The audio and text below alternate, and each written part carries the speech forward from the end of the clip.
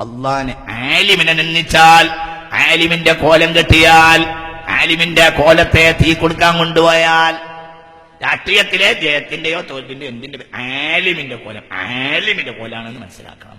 ആലിം നിങ്ങൾ പറയപ്പെടുന്ന എന്നാലിനൊരു വ്യക്തി കൊണ്ട് എന്തെങ്കിലും ഉപദ്രവം ഉണ്ടായിട്ടുണ്ടാകാം, അത് വേറെ വിഷയമാണ്. പക്ഷെ ആലിമ, ആലിമാരാ വഅല്ലമ ആദമൽ അസ്മാഅ കുല്ലഹാ ثم عرضهم على الملائكة فقال أنبئوني بأسماء هؤلاء.